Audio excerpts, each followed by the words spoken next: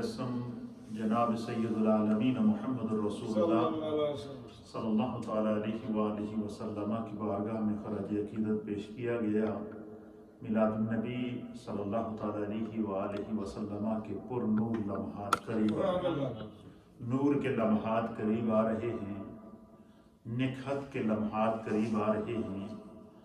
और आज की इस खूबसूरत हमारी हफ्तावार मजलिस ज़िक्र व दुआ में अल्लाह के दो अजीम औलिया कामिलीन जो अपने अपने वक्त के वो अजीम औलिया थे कि बिलखुसूस इमामुल अइम्मा, इमाम औलिया, कुदवतुस सालिकीन, ज़ुब्दतुल आरिफीन,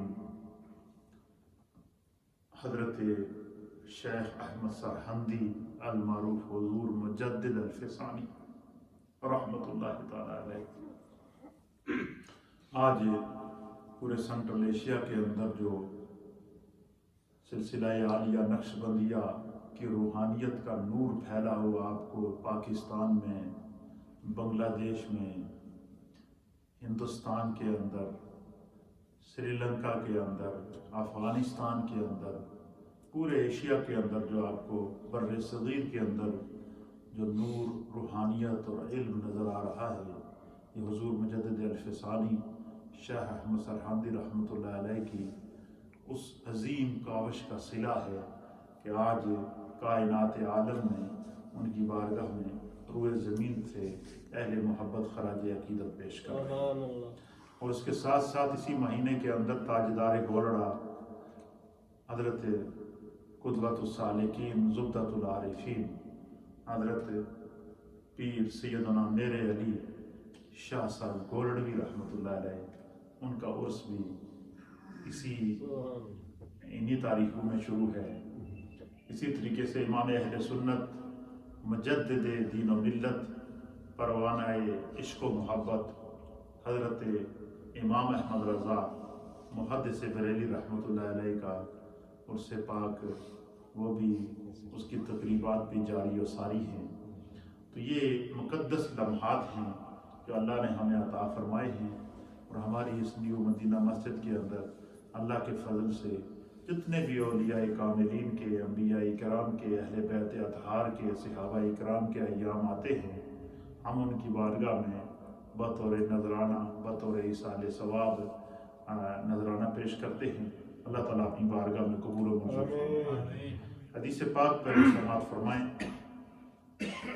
नबी अकरम नूर मुजस्सम जनाब सैयदुल आलमीन मुहम्मद रसूलुल्लाह सल्लल्लाहु ताला अलैहि वसल्लम के सहाबा इकराम नबी पाक की बारगाह में बैठे थे, हाला बनाकर हुजूर को घेरा हुआ था। और इस तरीके से जैसे कि चाँद होता है और चाँद के गिर्द जिस तरह सितारे जमा होते हैं, इस तरह सरकार दो आलम सल्लल्लाहु अलैहि वसल्लम जब तशरीफ़ फरमा होते तो सहाबा इकराम मेरे आका की बारगाह में, अहले मुहद्दिसीन ने लिखा है कि सहाबा इकराम का नबी पाक की बारगाह में बैठने के अदब का ये आलम होता था कि सहाबा इकराम दो जानू होकर बैठते थे, दस्त बस्ता हाथों को बांध कर बैठते थे, सरों को झुकाकर हुजूर की बारगाह में हमातम गोश होकर बैठते थे। कहते हैं कि सहाबा इकराम का नबी पाक की बारगाह में इस तरह हमातम गोश होकर बैठने का आलम ये होता था कि गोया कि उनके सरों पर परिंदे बैठे हुए हैं, यानी इतने बाअदब होकर वो सहाबा इकराम बैठते थे। तो नबी पाक सल्लल्लाहु ताला अलैहि वसल्लम की बारगाह में सहाबा बैठे थे। तो सहाबा इकराम में से किसी ने नबी पाक की बारगाह में सवाल किया कि या रसूल अल्लाह, या हबीब अल्लाह, ये फरमाएं कि अक्सर लोग मुख्तलिफ मजालिस में जाते हैं, मुख्तलिफ मुहाफिल में जाते हैं, मुख्तलिफ उलमा, मशाइख और अल्लाह वालों, अंबिया इकराम, सहाबा इकराम जो हैं, अक्सर लोग जो है वो उनकी कोशिश होती है कि वो किसी न किसी बुज़ुर्ग की मजलिस में बैठे, महफिल में बैठें। तो या रसूल अल्लाह, हमें किन लोगों की मजलिस में बैठना चाहिए? सहाबा ने क्या सवाल किया, कितना प्यारा सवाल है कि हमें किन लोगों की महफिल में बैठना चाहिए, किन लोगों की मजलिस में बैठना चाहिए, किन लोगों के साथ हमें اپنا رابطہ اور تعلق رکھنا چاہیے۔ تو نبی علیہ الصلوۃ والسلام نے ارشاد فرمایا کہ 3 قسم کے لوگ اگر تمہیں جہاں بھی ملیں ان کی مجلس نہ چھوڑنا، ان کی محفل نہ چھوڑنا، ان کی صحبت نہ چھوڑنا۔ فرمایا وہ ضرور تم اختیار کرنا۔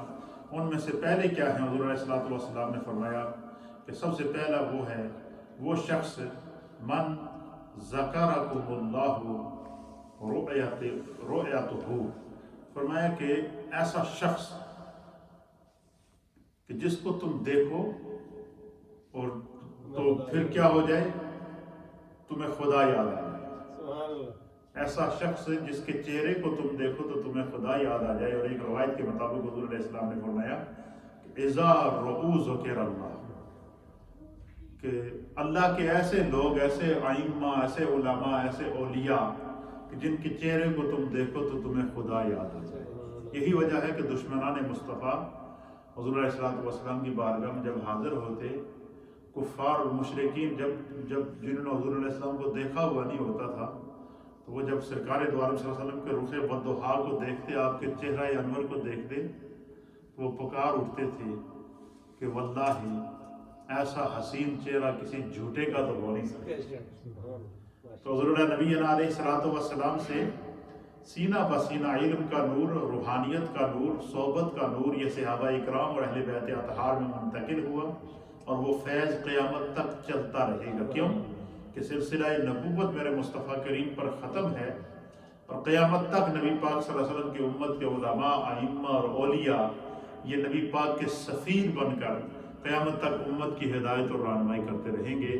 تو حضور علیہ الصلوۃ والسلام نے فرمایا کہ ایسا شخص جس کو تم دیکھو تو تمہیں خدا یاد آ جائے، یا تم اس کو دیکھو تو اسے دیکھنے کے بعد یا اس کی مجلس میں بیٹھنے کے بعد تمہیں خدا یاد رہ جائے، تمہیں اللہ یاد رہ جائے، خدا کا ذکر تمہاری زبان پر جاری ہو جائے، اللہ تعالیٰ کا کلام تمہاری زبان پر جاری ہو جائے، تمہارے دل کی کیفیت بدل جائے، تمہاری صحبت اور خلوت اور جلوت بدل جائے۔ فرمایا اس شخص کا ساتھ نہ چھوڑنا، وہ اللہ کا محبوب بندہ ہے، کیونکہ اس کے چہرے سے نور ربانی چمک رہا ہوتا ہے، وہ اللہ کے نور سے دیکھ بھی رہا ہوتا ہے اور اللہ کا نور اس کی پیشانی سے ظاہر بھی ہوتا ہے۔ فرمایا پہلا شخص وہ ہے کہ جسے تم دیکھو تو تمہارا جو ہے وہ تمہیں خدا یاد آ جائے۔ ایسے شخص کو اس کی صحبت اگر مل جائے تو نہ چھوڑنا۔ اب یہ دیکھیں، یہ تعلیم کون دے رہا ہے؟ میرے مصطفیٰ۔ کس کو دے رہے ہیں؟ صحابہ کو۔ در حقیقت وہ تعلیم تو صحابہ کو تھی، لیکن قیامت تک آنے والے اپنے ہر امتی کو میرے مصطفیٰ راستہ دکھا رہے ہیں۔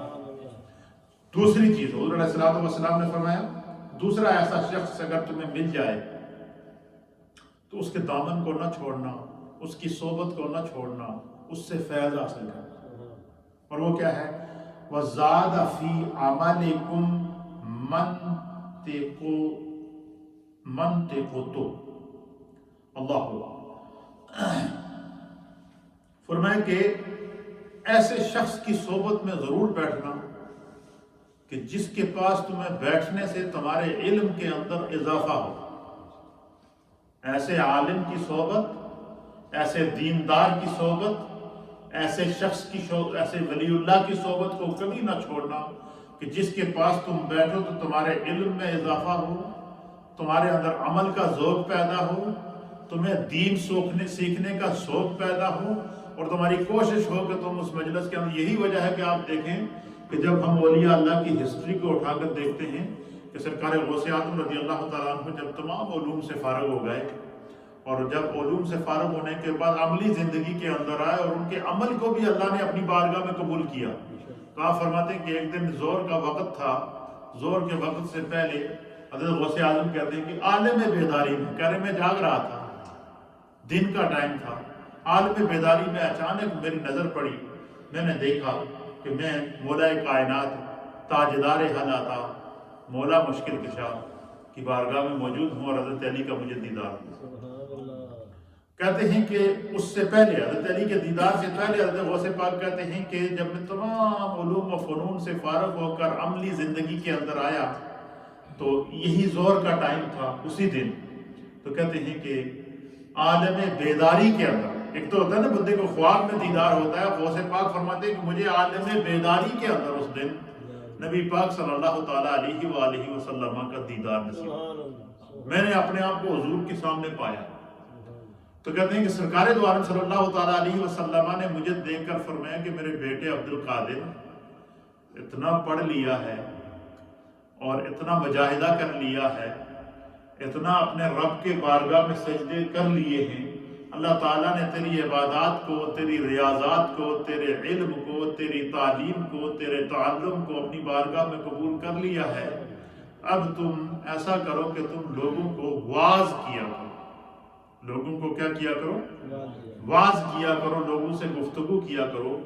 حضرت سرکار غوث اعظم کہتے ہیں کہ میں نے عرض کیا یا رسول اللہ، یا حبیب اللہ، میں عجمی آدمی ہوں، اہل عرب سے میرا تعلق نہیں ہے، یہ بغداد کے اندر تو بڑے بڑے فصحاء رہتے ہیں، بڑے بڑے بلاغا رہتے ہیں، بڑے بڑے فقہاء رہتے ہیں، بڑے بڑے ائمہ دین متین رہتے ہیں، تو ان کی موجودگی میں کیسے اور کیا بیان کروں گا؟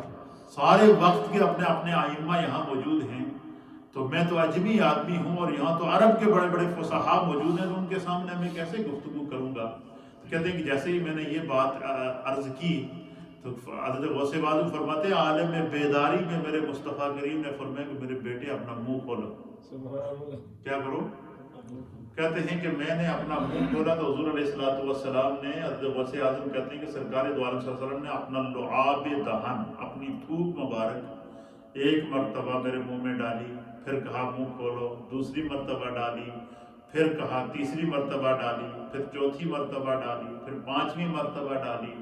تو حضرت غوث اعظم کہتے ہیں کہ ایک ایک جیسے جیسے سرکار دو عالم صلی اللہ علیہ وسلم کا تھوک مبارک میرے منہ کے اندر جاتا، دل کے دریچے کھلتے گئے، دماغ کے دریچے کھلتے گئے، روح کے دریچے کھلتے گئے، اور ایک عجیب و غریب کیفیت میرے سامنے سے کائنات کے حجابات ہٹتے گئے، میرے سامنے سے علوم کے سمندر اس طرح چل رہے تھے جیسے دریا اور سمندر لہروں کے اندر چل رہے تھے، اس طرح میرے سامنے پوری کائنات کا نظارہ چل رہا تھا۔ فرمایا کہ حضور نبینا علیہ السلام نے 7 مرتبہ میرے منہ کے اندر اپنا لعاب مبارک ڈالا اور فرمایا کہ اب تم جاؤ، تم جو بھی گفتگو کرو گے، تیری بات بھی لوگوں کے دلوں میں اثر کرے گی، تیری صحبت بھی لوگوں کے دلوں میں اثر کرے گی، تیرے منہ سے نکلے ہوئے الفاظ قیامت تک کے لیے اور کائنات کے لیے رشد و ہدایت کا سبب بنے گی۔ سرکار غوث اعظم کہتے ہیں بس اتنا فیض حضور نے براہ راست مجھے عطا کیا، اس کے بعد ایک دم سرکار غائب ہو گئے۔ جیسے ہی سرکار غائب ہوئے تو ابھی میں ورطۂ حیرت میں تھا کہ اتنی بڑی سعادت کہ اللہ کے حبیب نے اپنے دیدار سے شاد کام کیا، اپنا دیدار عطا فرمایا۔ تو فرماتے ہیں کہ ابھی اسی حیرت کے اندر ہی تھا تو ایک دم میں نے دیکھا تو سامنے مولا کائنات موجود ہے، حیدر کرار موجود ہے، تاجدار العطا موجود ہے، مولا مشکل کشا موجود ہے۔ کہتے ہیں کہ حضرت علی المرتضیٰ نے بھی مجھے اسی طرح کہا اور کہا کہ اپنا منہ کھولو۔ کہتے ہیں میں نے منہ کھولا تو حضرت علی المرتضیٰ نے 1 دفعہ، 2 دفعہ، 3 دفعہ، 4 دفعہ، 5 دفعہ، 6 دفعہ اپنا لعاب مبارک میرے منہ میں ڈالا اور کہا کہ اب واز کرو بیٹے، دیکھو تمہارا واز لوگوں کے دلوں میں کس طرح اثر کرتا ہے۔ تو آپ فرماتے ہیں کہ میں نے عرض کیا کہ حضور سرکار دو عالم صلی اللہ علیہ وسلم نے تو 7 مرتبہ اپنا لعاب مبارک عطا کیا، تو آپ نے فرمایا میں نے حضور کے احترام میں ایک مرتبہ کم کیا تاکہ سرکار سے برابری نہ ہو جائے۔ یہ عقیدہ ہے جو غوث پاک دے رہے ہیں، یہ عقیدہ غوث پاک کو کون دے رہا ہے؟ مولا کائنات تاجدار حلاقات دے رہے ہیں۔ تو وہ لوگ جو یہ کہتے ہیں کہ نبی ہم جیسے ہیں اور ہم میں اور نبی میں کوئی فرق نہیں ہے، اولیاء اللہ کا ادب دیکھیے نبی کی بارگاہ میں کیا ہے۔ تو کہتے ہیں کہ اس کے بعد جو میں نے گفتگو شروع کی تو پھر سرکار غوث اعظم رضی اللہ تعالیٰ عنہ جب گفتگو کرتے تھے، آپ کی گفتگو، آپ کے احوال کے اندر، آپ کے دروس کے اندر یہ لکھا ہوا ہے کہ سرکار غوث اعظم کے کہتے ہیں کہ بس زور کا وقت تھا، میں ممبر پر بیٹھا، میرا ممبر پر بیٹھنا تھا تو پوری مسجد بغداد بھر گئی، ہر طرف سے لوگ ہی لوگ مجھے مبارکیں دے رہے ہیں اور مجھے کہہ رہے ہیں کہ آپ گفتگو کریں۔ اور کہتے ہیں جب میں نے گفتگو کی تو پھر اجتماع بڑھتا گیا، مسجد میں جگہ تنگ پڑ گئی، میدان میں نکل گئے، میدان میں جگہ تنگ پڑ گئی، صحرا میں نکل گئے، صحرا میں جو ہے وہ 40 ہزار کا اجتماع ہوتا تھا، اور وہاں غوث پاک ان کو واعظ کرتے تھے، نصیحت کرتے تھے، اور اس واعظ اور اس نصیحت کی اجازت انہیں کس نے عطا فرمائی؟ نبی پاک صلی اللہ تعالیٰ علیہ وسلم نے عالم بیداری کے اندر جاگتی آنکھوں کے ساتھ اپنا دیدار عطا کر کے فیض عطا فرمایا، جاگتی آنکھوں کے ساتھ اپنا دیدار عطا کر کے مولا کائنات نے سرکار غوث اعظم کو فیض عطا فرمایا۔ تو حضور علیہ الصلوۃ والسلام کیا فرماتے ہیں؟ زاد فی عملکم، ایسا شخص اگر تمہیں مل جائے کہ جس کے صحبت میں بیٹھنے میں جو ہے وہ تمہارے علم کے اندر اور تمہارے عمل کے اندر اضافہ ہو، وہ شخص، ایسا شخص اگر تمہیں مل جائے کہ جس کے پاس بیٹھنے سے تمہیں دین کی بات سیکھنے کو ملے، علم کا پیغام ملے، رسول اللہ کے دین کا پیغام ملے، حدیث کا پیغام ملے، محبت کا پیغام ملے، تمہارے علم کے اندر اضافہ ہو، فرمایا کبھی عالم کی صحبت کو نہ چھوڑنا۔ حضور نے کیا فرمایا؟ عالم کی صحبت کو نہ چھوڑنا۔ کیوں؟ حضور نے فرمایا کہ عالم، اگر عالم با عمل ہوگا تو وہ خود بھی جنت میں جائے گا اور اپنے ساتھ ان تمام لوگوں کو لے کر جائے گا۔ اللہ فرماتا ہے کہ اللہ فرمائے گا قیامت والے دن کہ یوم ندعوکم، اللہ تعالیٰ ان کو بلائے گا کہ امامہم، اپنے امام کے ہمراہ، اپنے عالم کے ہمراہ، اپنے وقت کے ائمہ کے ہمراہ، جن کی صحبت میں بیٹھ کے وہ دین سیکھا کرتا تھا۔ اللہ فرمائے گا کہ اپنے ان دوستوں کو ساتھ لے کر میرے سامنے سے گزر کر جنت میں جاؤ، میں دیکھوں تمہیں۔ یہ وہ لوگ ہیں جو دنیا میں میری محفل، میرے ذکر کی مجالس سجائے ہوئے تھے، یہ وہ لوگ تھے جو مجلسوں میں بیٹھ کر دین سیکھا کرتے تھے، یہ وہ لوگ تھے جو مجلسوں میں بیٹھ کے دین کے علم کو حاصل کیا کرتے تھے۔ تو فرمایا کہ ایسا شخص جس کے صحبت میں بیٹھنے سے تمہارے علم میں اضافہ ہو، حضور نے فرمایا ایسے شخص کی صحبت کو کبھی نہ چھوڑنا۔ پھر تو حضور نے فرمایا کہ ایسا شخص جس کی صحبت میں بیٹھو تو تمہیں خدا یاد آ جائے، خدا کی یاد آ جائے، خدا یاد رہ جائے، اللہ کا ذکر تمہاری زبان پر جاری ہو جائے، فرمایا ایسے شخص سے کبھی اپنے تعلق کو نہ توڑنا۔ کیوں؟ یہی وہ لوگ ہیں جنہیں اللہ نے منتخب کیا ہے، اور یہی وجہ ہے۔ تیسری بات سننے پھر میں بتاؤں گا کہ ان لوگوں کی اہمیت کیا ہوتی ہے۔ اور تیسری چیز کیا؟ حضور علیہ السلام نے فرمایا ذکرکم الآخرۃ وعملہ، حضور علیہ السلام نے فرمایا کہ ایسا شخص کہ جس کو دیکھ کر یا جس کی صحبت میں بیٹھ کر یا جس کی گفتگو سننے کے بعد تمہیں آخرت کی یاد آئے، تمہیں آخرت کی یاد آئے اور تم اپنے گناہوں کو یاد کر کے ان پر استغفار کرو، ایسا شخص جس کی گفتگو سن کر، جس کی بات سن کر، جس کی بات کو سمجھ کر، جس کی صحبت میں بیٹھ کر تمہیں آخرت کی یاد آئے اور تمہیں گناہوں سے خوف آئے اور تم گناہوں سے سچی توبہ کرو، حضور نے فرمایا کہ ایسے شخص کا کبھی ساتھ نہ چھوڑنا، ایسے شخص کا کبھی ساتھ نہ چھوڑنا، وہ تمہیں بھی ہدایت، جس کی محفل میں بیٹھے ہوئے تو ہدایت ملے گی، وہ دنیا میں بھی تمہیں نجات دے گا، گناہوں سے بچائے گا، اور قیامت میں بھی اللہ کی بارگاہ کے اندر تمہیں سرخرو کرے گا۔ اور یہ اس کا معنی کیا ہوا کہ عالم کی صحبت، امام کی صحبت، ولی کی صحبت، اہل اللہ کی صحبت، دیندار لوگوں کی صحبت دنیا میں بھی انسان کے کام آتی ہے اور آخرت میں بھی کام آتی ہے۔ یہ جو یاری ہوتی ہے، جو اولیاء اللہ کی مجالس میں بیٹھنے کی، علماء کی مجلس میں بیٹھنے کی، دین کو سیکھنے کی، یہ جو اللہ کی طرف سے یہ جو خاص جن لوگوں کو یہ سعادت نصیب ہوتی ہے، یہ اس بندے پر کرم ہو جاتا ہے۔ جو جس بندے کو اپنی زندگی میں، دیکھیں ہم لوگ کتنے خوش قسمت ہیں، ہر ہفتے ہمیں دین سیکھنے کو ملتا ہے، ہر ہفتے ہم جو ہے وہ ذکر کی مجلس سجاتے ہیں، ہر ہفتے کوئی نہ کوئی حدیث نبی پاک کی ہم سیکھ کر اٹھتے ہیں۔ تو دیکھیں زندگی کا تو کوئی پتہ نہیں کب ختم ہونی ہے، لیکن یہ وہ توفیق ہے جو اللہ عطا کر دیتا ہے اپنے بندوں کو۔ اس لیے فرمایا کہ جب بندہ نماز کا پابند ہو جاتا ہے تو کیا ہوتا ہے؟ ان الصلاۃ تنہی عن الفحشاء والمنکر۔ اس وقت کئی لوگ ہوں گے جو پبوں میں بیٹھے ہوئے ہوں گے، کئی ہوں گے جو گناہوں میں بیٹھے ہوئے ہوں گے، کئی ہوں گے جو اس وقت گناہ کی زندگی گزار رہے ہوں گے، اور ان کے مقابلے میں ذرا ہم دیکھیں نا، ہم کتنے خوش قسمت ہیں، اللہ کے گھر میں بیٹھے ہوئے ہیں۔ آپ جتنی مائیں بہنیں اس وقت ریڈیو کے ذریعے، سوشل میڈیا کے ذریعے گھروں میں بیٹھ کر اس مجلس کے ساتھ ہمارے ساتھ شریک ہیں اور جو یہاں موجود ہیں، تو یہ کتنی بڑی سعادت کی بات ہے کہ اللہ خیر کو سیکھنے کی بھی توفیق دے رہا ہے، خیر کو سننے کی بھی توفیق دے رہا ہے، خیر کی طرف مائل ہونے کی بھی توفیق دے رہا ہے، اور ہمارے ذہن کے اندر، دل کے اندر، دماغ کے اندر یہ سوچ پیدا ہو رہی ہے۔ تو نبی علیہ السلام نے فرمایا کہ 3 قسم کے لوگ اگر تمہیں مل جائیں تو ان کی صحبت کو اختیار کرنا، ان کو نہ چھوڑنا۔ پہلے کون سے؟ کہ جن کو دیکھو تو تمہیں خدا یاد آ جائے، یا جن کی صحبت میں بیٹھو تو تمہیں خدا اور یاد رہ جائے۔ کیا ہو جائے؟ جن کی صحبت میں بیٹھو تو خدا یاد رہ جائے، یا جن کے چہرے کو دیکھو تو تمہیں خدا یاد آ جائے۔ فرمایا وہ اللہ کا منتخب شدہ بندہ ہوتا ہے، اس دی اللہ نے، اس کا آسان ترجمہ ہے اللہ نے اس دی ڈیوٹی لگائی ہے۔ اور ڈیوٹی کیا لگائی ہے کہ میں اپنے نال میرے بندیاں نو بھی، میرے گناہگار بندیاں نو بھی اپنے نال جنت بھی جی لے کے جائے، تو دنیا بھی جی انہوں نے اپنی صحبت بھی بٹھا۔ اس لیے آپ دیکھیں کہ آپ آج دیکھیں 1000 سال گزرنے کے بعد بھی داتا کا دربار آباد ہے۔ 1000 سال گزرنے کے بعد بھی سرکار غوث اعظم کا دربار آباد ہے، خواجہ معین الدین چشتی اجمیری کا دربار آباد ہے، حضرت جنید بغدادی کا دربار آباد ہے، امام اعظم امام ابو حنیفہ کا دربار آباد ہے، امام بخاری کا دربار آباد ہے، امام شافعی کا مزار آباد ہے، امام احمد بن حنبل کا مزار آباد ہے۔ یہ لوگ تو سینکڑوں صدیاں پہلے گزرے ہیں، لیکن ان کی صحبت جنہوں نے اختیار کی تھی، اور پھر اس سلسلے کو جن لوگوں نے جاری و ساری رکھا، آج ہم جو اتنے سال گزرنے کے بعد بھی ان کو یاد کر رہے ہیں۔ وجہ کیا ہے؟ اس لیے کہ یہ خدا کا فیصلہ ہے کہ فَاذْكُرُونِي أَذْكُرْكُمْ، تم میرا ذکر کرو میں تمہارا ذکر کروں گا۔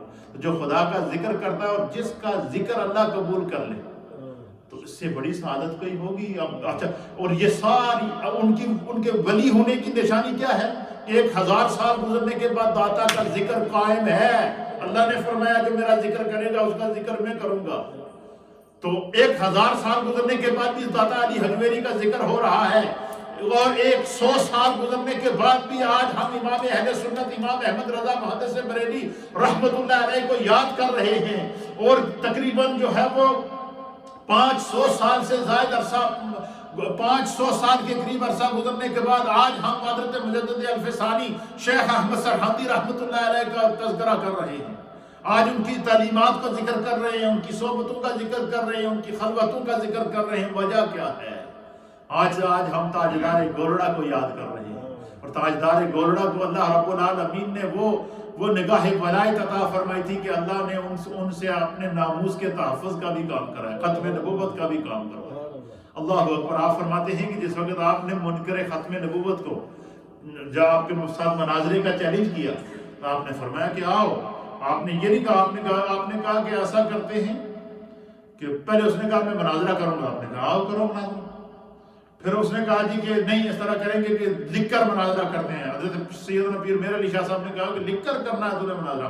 آپ نے کہا تو بھی قلم ٹیبل پہ رکھ، میں بھی رکھتا ہوں، تو بھی کاغذ ٹیبل پہ رکھ، میں بھی رکھتا ہوں، اور دونوں قلم اور کاغذ کو حکم دیتے ہیں جس کا قلم خود بخود اٹھ کے سرکار پر درود و سلام اور سرکار کے تذکرے، اور جس کا قلم خود بخود لکھے گا کہ میرے آقا نے فرمایا انا خاتم النبیین لا نبی بعدی، تو وہ جب وہ بھاگ گیا تو جب ٹائلٹ میں گیا تو وہاں اس کی موت ہو گئی۔ تو بعد میں کسی نے پیر میر علی شاہ صاحب سے عرض کیا کہ حضور اتنا بڑا آپ نے دعویٰ کی، تو آپ نے فرمایا کہ منج بھی اپنے قلے تھے اس لیے گھوم دی ہے۔ انہوں نے کہا کہ میرے سرکار دو عالم صلی اللہ علیہ وسلم مجھے سامنے جب وہ دیکھ کے اشارہ کر رہے تھے کہ میرے علی ذرا کہہ دیا۔ یہ ہیں وہ لوگ کہ جو دنیا میں رہتے ہیں تو ان کا تعلق نہ خدا سے ٹوٹتا ہے نہ مصطفیٰ سے ٹوٹتا ہے۔ تو حضور علیہ السلام نے کیا فرمایا کہ 3 لوگوں کی صحبت کو کبھی نہ چھوڑنا۔ پہلی کون سی؟ جن کو دیکھو تو خدا یاد آ جائے، یا جن کی صحبت میں بیٹھو تو تمہیں خدا یاد رہ جائے۔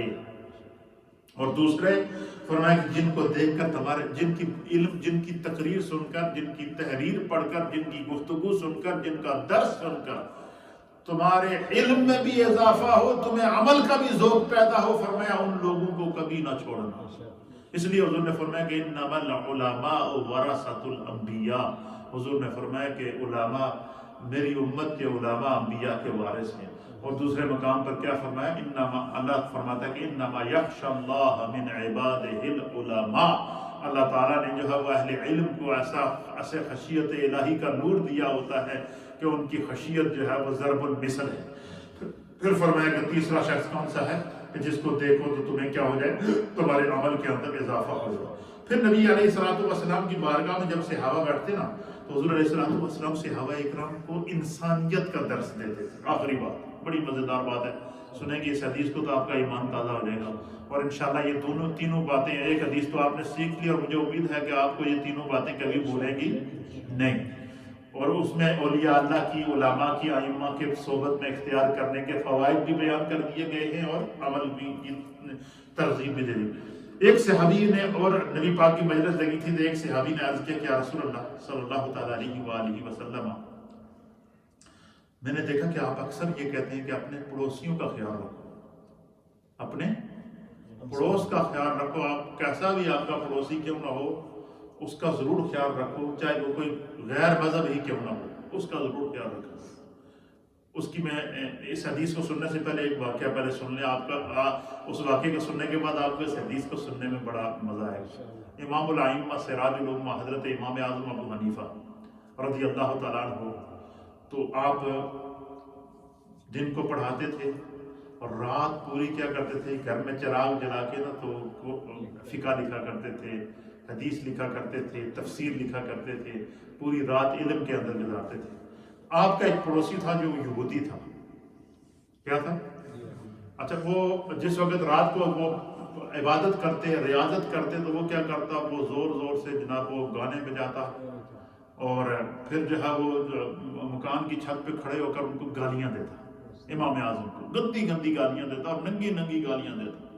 اچھا، اس کو آپ کبھی جواب نہیں دیتے تھے، آپ اپنی مستی میں لگے رہتے تھے اور لوگ اس کو کہتے تھے یار تو کتنا عجیب آدمی ہے، کتنا بدبخت انسان ہے، تجھے اگر ان سے کوئی اختلاف ہے تو تو اختلاف رکھ، لیکن تو اس طرح تو نہ کر کے تو وقت کے امام کو جو کھڑے ہو کے گالیاں دیتا ہے۔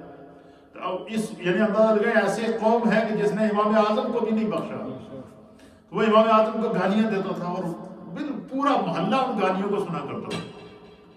تو ایک دن ایسا ہوا کہ امام اعظم نے دیکھا کہ بھائی روز آواز اچھا وہ روز کھڑا ہو کر گالیاں دیتا، تو صبح امام اعظم ابو حنیفہ کیا کرتے کہ پھل فروٹ منگواتے، فروٹ منگوا کے ایک ٹوکری میں سجاتے اور پھل کی ٹوکری بھر کے اس کو بھیج دیا کرتے، ہر روز بھیج دیا کرتے۔ تو ایک دن ایسا ہوا کہ اس نے جو ہے وہ آواز نہ آئی، تو امام اعظم ابو حنیفہ نے پتہ کیا کہ بھائی دیکھو کیا وہ شخص جو روز جو ہے وہ میری نیکیوں میں اضافہ کرتا تھا وہ کدھر گیا ہے۔ کسی نے ان کو بتایا، ان کے پڑوسی نے کہ وہ بڑا سخت بیمار ہے، تو آپ اس کے گھر چلے گئے، جا کر اس کی عیادت کی، اس کی خدمت کی، اس کو دعا دی۔ اچھا، اس نے امام اعظم ابو حنیفہ اس کو نہیں پتا تھا، وہ تو سوچ رہا تھا کہ میں بیمار ہو گیا ہوں، معذور ہو گیا ہوں، تو شاید یہ مجھ سے کوئی انتقام لینے کے لیے ہے۔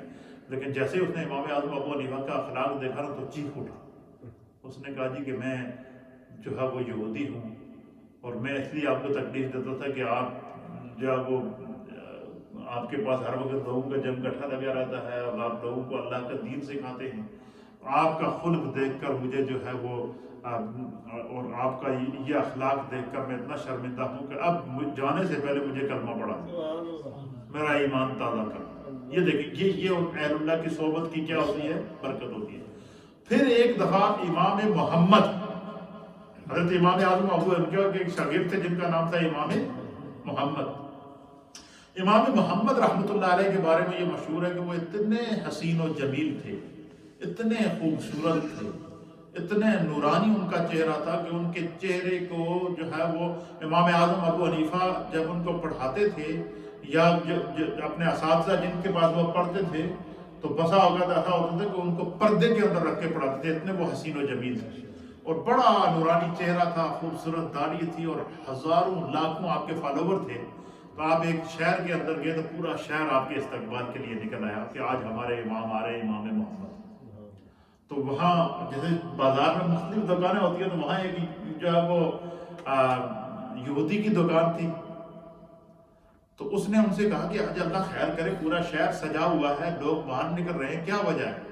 تو اس کے کسی دوست نے کہا کہ آج سڑے امام سڑے پیر صاحب آ رہے ہیں، تو ہم نے ان کا کیا کرنا ہے، استقبال کرنا ہے، تو بھی چل۔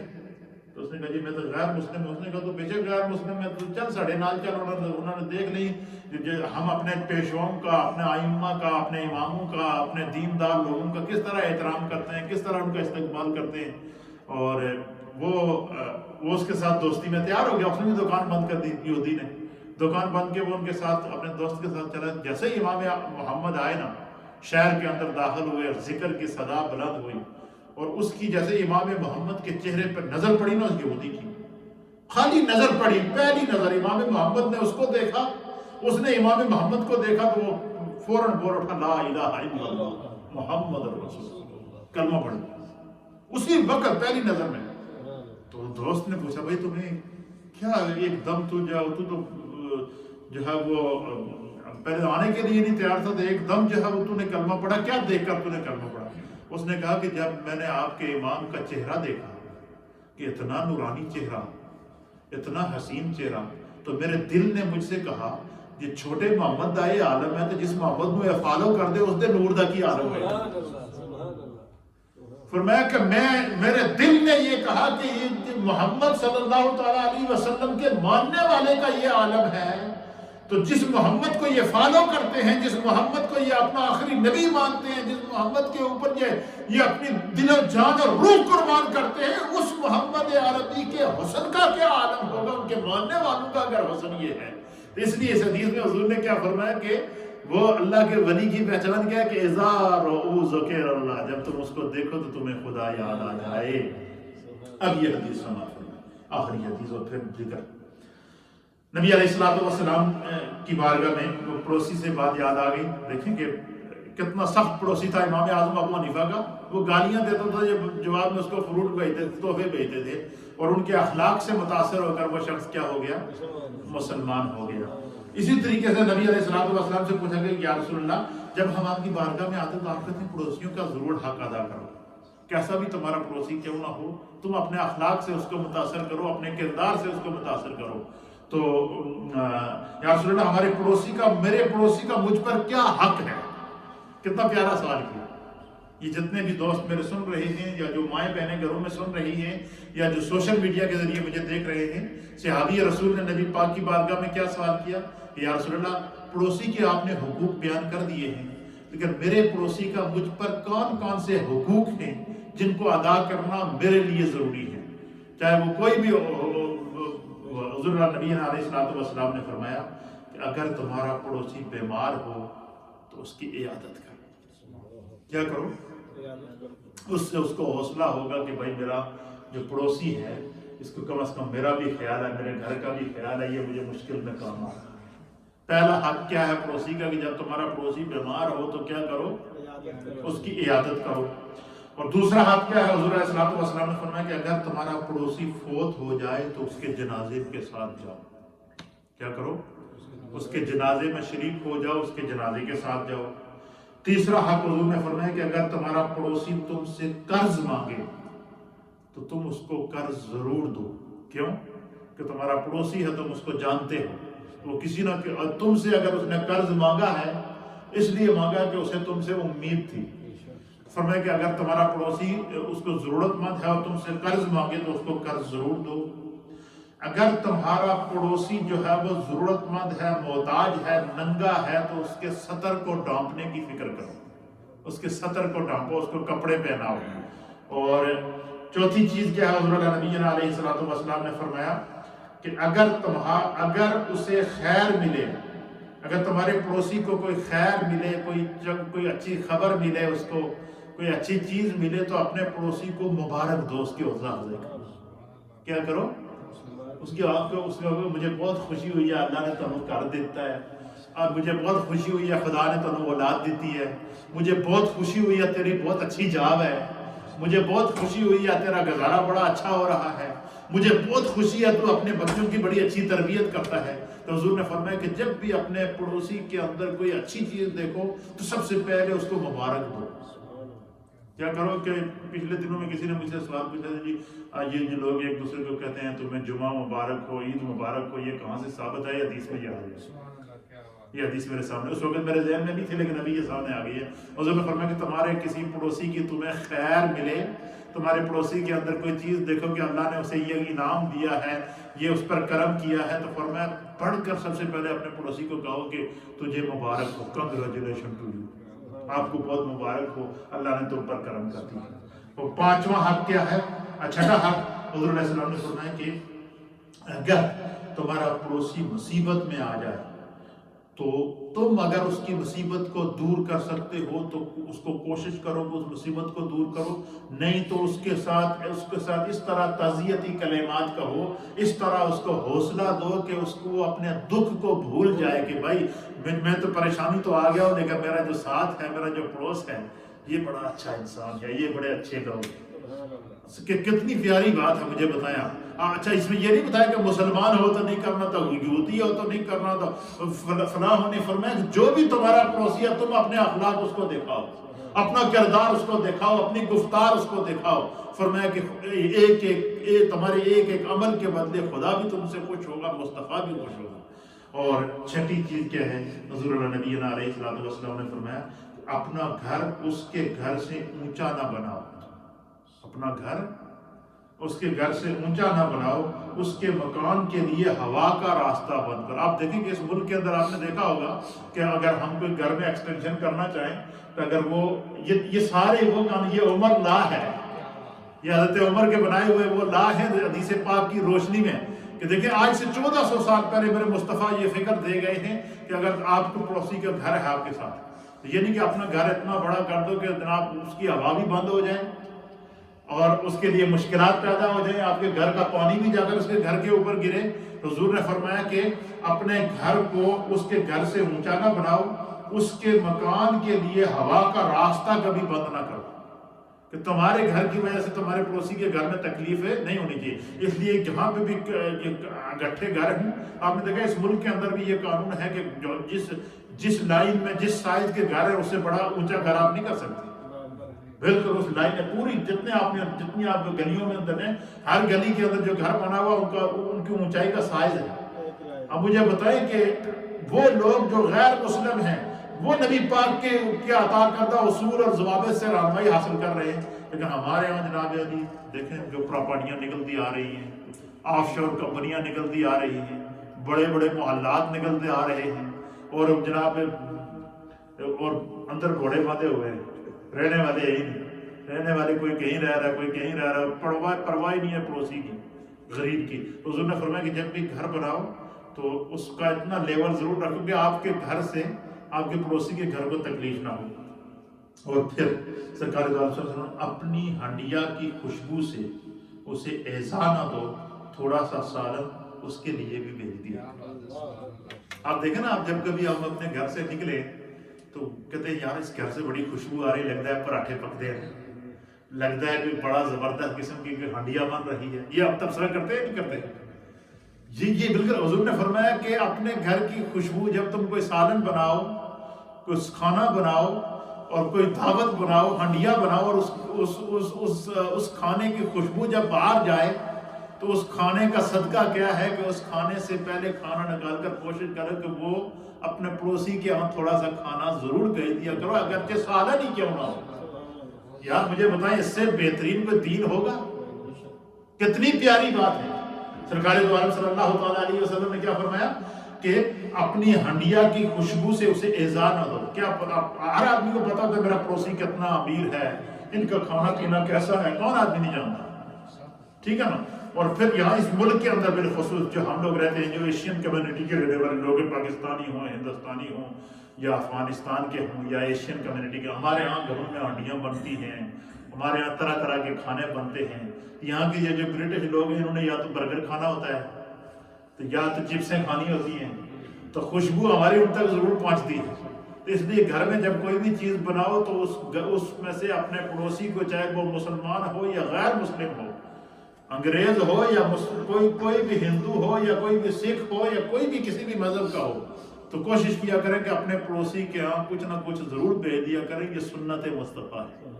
حضور نے فرمایا کہ اپنے گھر کے پکائے ہوئے پکوان کی خوشبو سے اپنے پڑوسی کو ایذا نہ دو، کیونکہ سب کا گزارا ایک جیسا نہیں ہوتا۔ تو اس حدیث کے اندر ہمیں کتنے سبق دیے گئے؟ 7۔ یہ حدیث یاد رکھیے گا پہلا سبق کیا ہے کہ پڑوسی کا حق کیا ہے کہ جب پڑوسی بیمار ہو تو اس کی عیادت کی جائے، پڑوسی فوت ہو جائے تو اس کے جنازے میں شرکت کی جائے، اور پڑوسی اگر قرض مانگے تو اگر آپ کے پاس توفیق ہے تو اس کو ضرور قرض ادا کرو۔ اگر وہ ضرورت مند ہے، ننگا ہے، کپڑے نہیں ہے اس کے پاس، یا ضرورت محتاج ہے، کوئی بھی چیز جو آپ سمجھتے ہیں کہ یہ اس کو دینا ضروری ہے، تو اگر آپ کے پاس گنجائش ہے تو ضرور اس کی مدد کرو۔ اور پھر اگر اس سے خیر ملے، اس سے کوئی خوشی کی خبر آپ تک پہنچے تو اس کو فوراً پہلے مبارک دو، اس کے رشتہ دار سے بعد میں مبارک دیں، پہلے اپنا پڑوسی اس کو مبارک دیں۔ یہ ہے ہمارا دین، یہ ہے اس دین کی سلامتی۔ اور اگر اس کو کسی اپنے پڑوسی کو مصیبت میں دیکھو تو اس کی مصیبت کا اگر ازالہ کرنا تمہارے بس میں ہے تو اس کا ازالہ کرو، اور اگر ازالہ کرنا تمہارے بس میں نہیں ہے تو اس کے سامنے اس طرح یہ گلا کرو کہ غم بھول جائے، دکھ بھول جائے، تکالیف کو بھول جائے۔ اللہ اکبر کبیرہ۔ اور فرمایا کہ اپنے گھر کو دوسرے کے گھر سے، پڑوسی کے گھر سے اونچا اس طرح نہ بناؤ کہ تم اس کا ہوا بند کر دو، اس کا راستہ بند کر دو۔ فرمایا کہ جب بھی گھر بناؤ تو چاروں طرف یہ چیز خیال رکھو کہ میرے اس عمل سے میرے کسی پڑوسی کو نقصان تو نہیں پہنچے گا۔ تو یہ آج ہم نے چند بات، یہ سارا اولیاء کاملین کا فیضان ہے۔ اللہ تعالیٰ اسے اپنی بارگاہ کے اندر قبول و منظور فرمائے اور ہمیں دین کو سیکھنے کی توفیق عطا فرمائے۔ تھوڑا سا ذکر ہوتے